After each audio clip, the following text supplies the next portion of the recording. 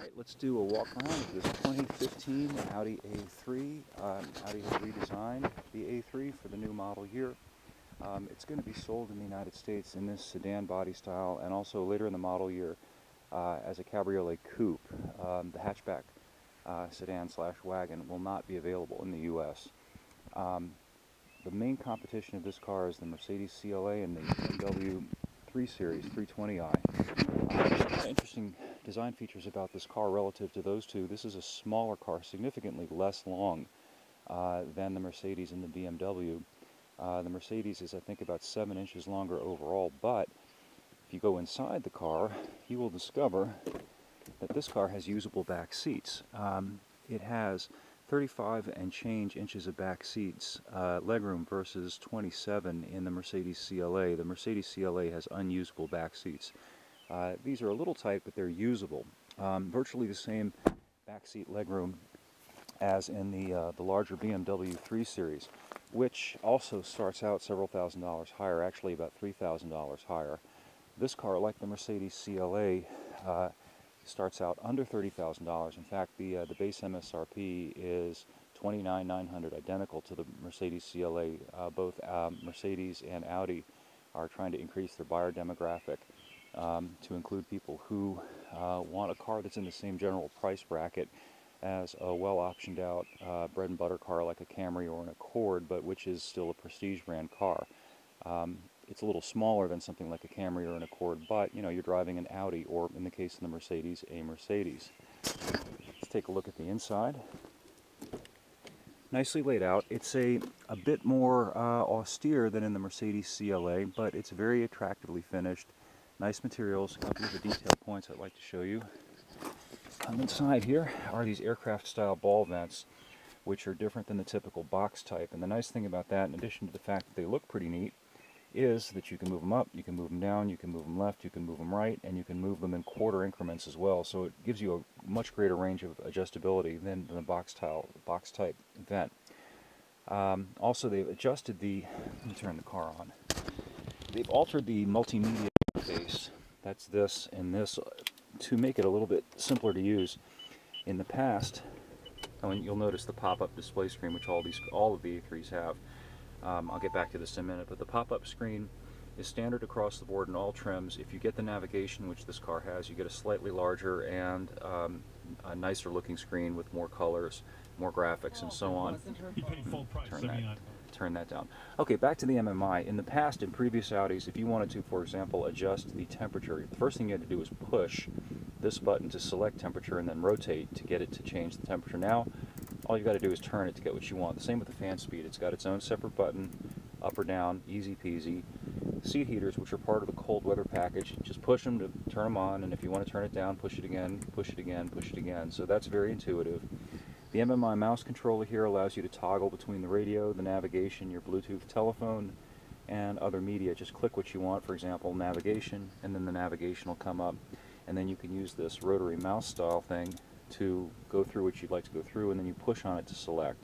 It's pretty straightforward, pretty easy to use. All the manufacturers are really doing a good job of simplifying the function of these controls.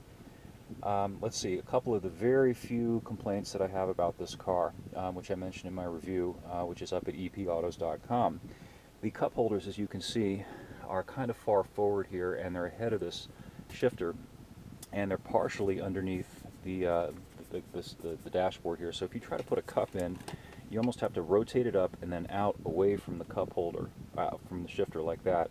And I found that it's pretty easy to spill, and it's just not ideal. And the real problem with the reason that that's the way it is because you got this console-mounted gear selector, which is considered sporty, but frankly, it's functionally, in my opinion, not that ideal. In the Mercedes CLA, you've got a toggle-type column shifter, which is up here, and that frees up a bunch of space on the console. So you can get to your drink, and if you do spill it, you're not going to spill it all over this. Again, this looks nice, but given that this car is automatic only, can't get a manual transmission in it, what's the point? You do get paddle shifters with the optional sport package, so you can control the transmission's gear selection automatically from up here. Also, because of the limited console space, you have a pretty small center console storage area. It's nice that they give you the hookup here for the iPad and so on. But still, there's barely enough room in there for a wallet, keys, a couple of other things. The final thing that I'll gripe about this car, and this is not necessarily just Audi's fault, but okay, if you swing the camera around and look at the back, you've got this fairly small back glass, and then you've got these huge headrests back there. And the headrests are there because of the federal mandates about whiplash. The problem is, as you can probably see, that they eat up, 20% of the available space. And with the fairly raked glass back there in the limited glass area, your back view is pretty obstructed. Audi makes it a little bit worse by giving you this fairly small oval rearview mirror, which is pretty. It's delicate looking. It fits with the character of the car. But again, if it were a little bit wider, a little bit taller, you'd probably have slightly better room. Let's step back out. Take the broad view of the car again.